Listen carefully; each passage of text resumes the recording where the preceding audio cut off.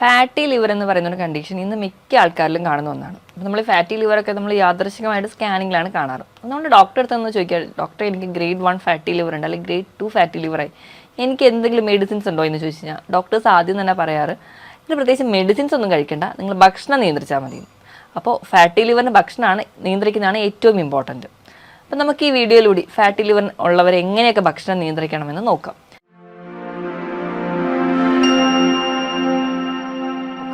ഞാൻ ഡോക്ടർ പ്രിയ, കലോഞ്ചി ഡയറ്റിലെ മെഡിക്കൽ ഓഫീസറാണ്. അപ്പോൾ ഫാറ്റി ലിവറിൽ ഡയറ്റിലോട് കിടക്കുന്നതിന് മുമ്പ് നമുക്ക് ഫാറ്റി ലിവർ എന്താണെന്ന് നോക്കാം. ഫാറ്റി ലിവർ എന്ന് പറഞ്ഞാൽ കരളിൽ കൊഴുപ്പടിയുന്ന അവസ്ഥ. കരൾ എന്ന് പറയുന്നത് നമ്മുടെ ശരീരത്തിലെ ഏറ്റവും വലിയ ഗ്രന്ഥിയാണ്. നമ്മുടെ ആമാശയത്തിന് അടുത്തൊക്കെ ആയിട്ട് വലത് വശത്ത് സ്ഥിതി ചെയ്യുന്ന ഒരു ഗ്രന്ഥി. നമ്മുടെ ശരീരത്തിലെ മിക്ക പ്രവർത്തനങ്ങളെന്ന് പറഞ്ഞാൽ ഒട്ടുമിക്ക എല്ലാ പ്രവർത്തനങ്ങളെയും കൺട്രോൾ ചെയ്യുന്ന ഒരു ഓർഗനാണ് ലിവർ എന്ന് പറയുന്നത്. അപ്പോൾ ലിവറിന് ഒരു ഫാറ്റി ലിവർ അല്ലെങ്കിൽ സിറോസിസ് പോലെയുള്ള കണ്ടീഷൻസ് ഇന്ന് വളരെയധികം കൂടുതലായിട്ട് കണ്ടിരിക്കുകയാണ്. അപ്പോൾ ഈ ലിവറിന് എന്തെങ്കിലും ഒരു പ്രശ്നം വന്നിട്ടുണ്ടെങ്കിൽ നമ്മുടെ ശരീരത്തിലെ മൊത്തം ഫംഗ്ഷനെ അഫക്റ്റ് ചെയ്യുന്നുണ്ട്. അപ്പോൾ ഈ ഫാറ്റി ലിവർ എന്ന് പറഞ്ഞു കഴിഞ്ഞാൽ നമ്മുടെ ലിവറിൽ കൊഴുപ്പടിയുന്ന അവസ്ഥയാണ്. അപ്പോൾ എങ്ങനെയാണ് ഈ ഫാറ്റി ലിവർ ഉണ്ടാകുന്നത്, അല്ലെങ്കിൽ ലിവറിൽ എങ്ങനെ കൊഴുപ്പടിയുന്നു എന്ന് നമുക്ക് ആദ്യം നോക്കാം. ലിവറിൽ കൊഴുപ്പടിയുക എന്ന് പറഞ്ഞു കഴിഞ്ഞാൽ നമ്മുടെ ശരീരത്തിൽ അധികമായിട്ട് കൊഴുപ്പെത്തുന്നുണ്ട്. നമ്മുടെ ശരീരത്തിൽ എങ്ങനെയാണ് അധികമായി കൊഴുപ്പെത്തുക? നമ്മൾ ഭക്ഷണം ഒരുപാട് കഴിക്കുന്നുണ്ട്, പക്ഷെ അതിനനുസരിച്ചുള്ള വ്യായാമങ്ങളില്ല. ഒരു സെഡൻറ്ററി ലൈഫാണ് നിങ്ങൾക്കെങ്കിൽ നിങ്ങൾക്ക് ഈ ഫാറ്റി ലിവർ പോലുള്ള കണ്ടീഷൻസ് ഉണ്ടാവും. ഇന്നിപ്പോൾ നോക്കുകയാണെങ്കിൽ കുട്ടികളിൽ പോലും ഡയബറ്റീസും ഫാറ്റി ലിവറും കൂടിക്കൊണ്ടേയിരിക്കുകയാണ്. കുട്ടികളും തൊട്ട് തന്നെ നമുക്ക് ഇന്നെല്ലാം മിക്ക ആൾക്കാർക്കും ഇപ്പോൾ സ്കാൻ ചെയ്ത് കഴിഞ്ഞാൽ മിക്ക ആൾക്കാരിലും പറയുന്നതാണ് ഗ്രേഡ് 1 ഫാറ്റി ലിവർ എന്ന് പറഞ്ഞാൽ ഒരു കോമൺ ആയിട്ടുള്ളൊരു ഫൈൻഡിങ് ആയിട്ട് മാറിയിട്ടുണ്ട്. അതിനൊരു പ്രധാന കാരണം എന്ന് പറഞ്ഞാൽ നമ്മുടെ ഭക്ഷണ രീതിയാണ്. നമ്മൾ കഴിക്കുന്ന ഭക്ഷണം, നമ്മൾക്ക് വിശക്കുന്നൊന്നുമില്ല എങ്കിലും നമ്മളിങ്ങനെ ഭക്ഷണം കഴിച്ചുകൊണ്ടേയിരിക്കുന്നു. കുട്ടികളുടെ ഒരു കേസ് എടുക്കുകയാണെങ്കിലും അവർ സ്കൂൾ വിട്ട് വരുന്ന ടൈം തൊട്ട് ഭക്ഷണം കഴിച്ചുകൊണ്ടേയിരിക്കുന്നു. പ്രത്യേകിച്ച് ഒരു എക്സസൈസ് ഒന്നുമില്ല. കൂടുതലും ഇൻഡോർ ഗെയിംസ് അല്ലെങ്കിൽ ഫോണ്, മൊബൈൽ പോലെയുള്ള ഗാഡ്ജറ്റ്സ് ആണ് എല്ലാവരും യൂസ് ചെയ്യുന്നത്. അപ്പം ആ ഒരു ലൈഫ് സ്റ്റൈലാണ് ഏറ്റവും ആദ്യം ഫാറ്റി ലിവർ ഉണ്ടാകാനുള്ള കാരണം. ഇനി ഭക്ഷണ രീതിയിലോട്ട് വരികയാണെങ്കിൽ അധികമായിട്ട് ഫ്രക്ടോസ് അടങ്ങിയ ഭക്ഷണങ്ങൾ കഴിക്കുക. ഫ്രക്ടോസ് അടങ്ങിയ ഭക്ഷണം എന്ന് പറഞ്ഞു കഴിഞ്ഞാൽ നമ്മുടെ ബേക്കറി ഐറ്റംസിൽ എല്ലാത്തിലും ഫ്രക്ടോസ് ആണ് ഇന്ന് ആഡ് ചെയ്യുന്നത്.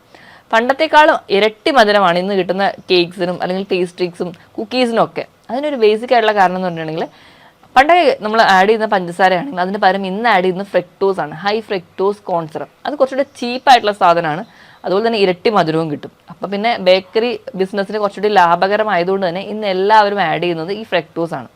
ഈ ഫ്രക്ടോസ് കൺവേർട്ട് ചെയ്തിട്ടാണ് നമുക്ക് ഫാറ്റി ലിവർ പോലെയുള്ള കണ്ടീഷൻസ് ഉണ്ടാകുന്നത്.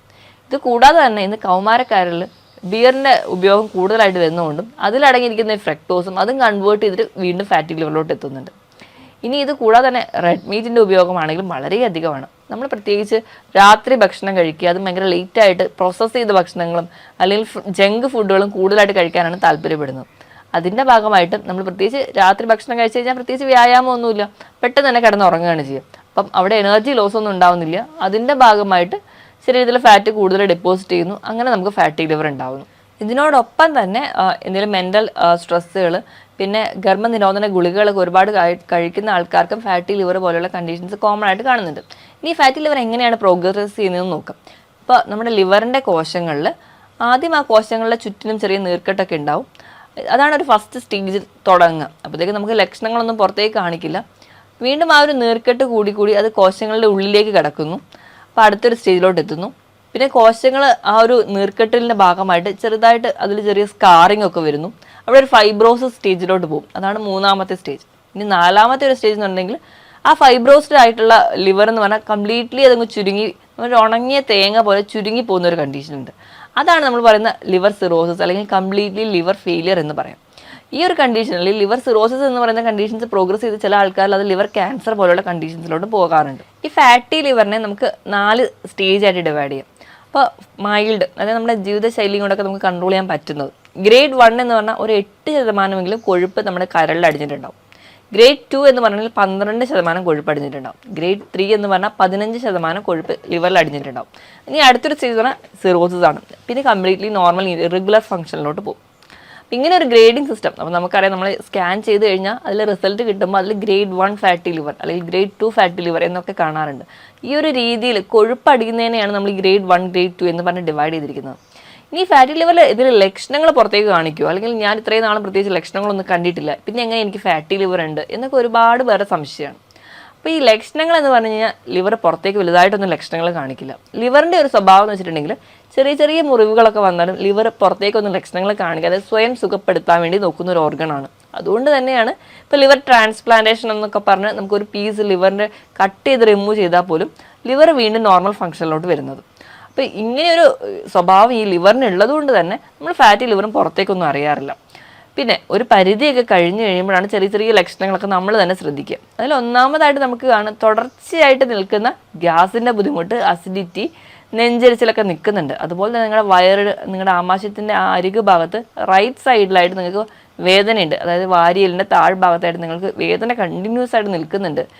തുടങ്ങിയ പ്രശ്നങ്ങളൊക്കെ ഉണ്ടെങ്കിൽ നിങ്ങളൊരു ഡോക്ടറെ കാണിക്കുക. അപ്പോൾ നമുക്ക് ഗ്യാസിൻ്റെ ബുദ്ധിമുട്ട് നിൽക്കാതെ വരുമ്പോൾ അല്ലെങ്കിൽ ഒരു 2-3 ആഴ്ചയായിട്ട് ഗ്യാസിൻ്റെ ബുദ്ധിമുട്ട് നിങ്ങൾക്ക് തുടർച്ചയായിട്ട് നിൽക്കുന്നുണ്ടെങ്കിലും നിങ്ങളൊരു ഡോക്ടറെ കാണണം. ഗ്യാസിൻ്റെ ബുദ്ധിമുട്ടാണല്ലോ, അത് ചിലപ്പോൾ ഭക്ഷണം കഴിച്ചതിൻ്റെ ആയിരിക്കും, അല്ലെങ്കിൽ ഞാൻ ഇനി കിഴങ്ങ് വർഗ്ഗങ്ങൾ കഴിക്കാതിരുന്നാൽ മതി, പയറും കടലൊക്കെ കഴിക്കാതിരുന്നാൽ മതി, എനിക്ക് ഗ്യാസിൻ്റെ ബുദ്ധിമുട്ട് ഉണ്ടാവില്ല എന്നൊക്കെ വിചാരിക്കുന്ന ആൾക്കാരാണ് നമ്മളെല്ലാവരും.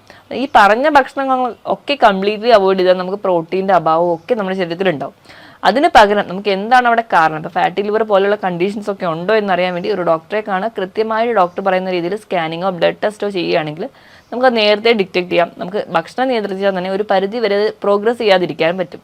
അപ്പോൾ ഒരു ഡോക്ടറെ അടുത്ത് വന്നിട്ടുണ്ടെങ്കിൽ ഡോക്ടർ ആദ്യം തന്നെ സ്കാനും ബ്ലഡ് ടെസ്റ്റും ഒക്കെയാണ് എഴുതും. ഗ്രേഡ് 2 ഒക്കെ ആണെങ്കിൽ കൂടി നമുക്ക് ചിലപ്പം ആ ഒരു ലിവർ ഫംഗ്ഷൻ ടെസ്റ്റ് ചെയ്താൽ നോർമൽ ആയിരിക്കും. ഒരു ഗ്രേഡ് 3 എത്തുമ്പോഴായിരിക്കും ലിവർ ഫംഗ്ഷൻ ടെസ്റ്റിൽ SGOT-യുടെ SGPT-യുടെ ഒക്കെ ലെവലിൽ വേരിയേഷൻ വരിക. നോർമലി ഒരു 40 ഒക്കെയാണ് കാണിക്കേണ്ടത്.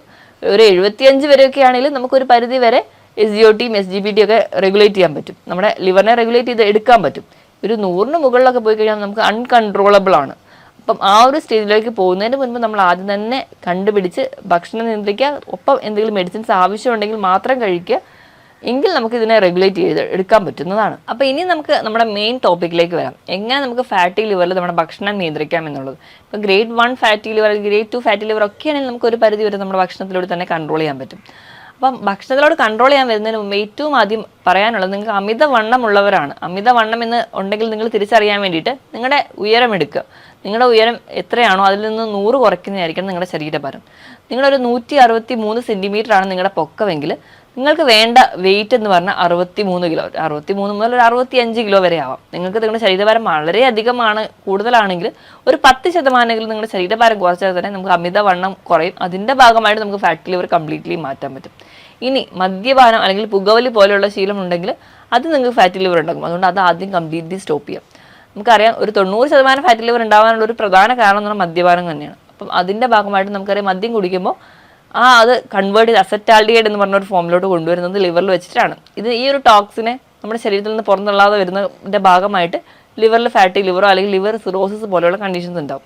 ഇനി അടുത്തൊരു കാരണം എന്ന് പറഞ്ഞിട്ടുണ്ടെങ്കിൽ പെയിൻ കില്ലേഴ്സും അല്ലെങ്കിൽ മറ്റ് പല ട്രീറ്റ്മെൻറ്റ് നമ്മൾ തന്നെ കഴിക്കുമ്പോഴാണ്. അപ്പം അങ്ങനെ ഒരു സ്വഭാവം ഉള്ളവരാണെങ്കിൽ അത് കംപ്ലീറ്റ്ലി നിർത്തുക. പിന്നെ പട്ടിണി കിടന്നിട്ട് നമ്മൾ വെയിറ്റ് കുറയ്ക്കാൻ വേണ്ടി നോക്കിയാലും നമുക്ക് ഫാറ്റി ലിവർ പെട്ടെന്ന് തന്നെ പിടിപെടുന്ന കാണാം. അപ്പം അങ്ങനെ ശീലമുള്ളവരാണെങ്കിൽ അതും കംപ്ലീറ്റ്ലി ഒഴിവാക്കുക.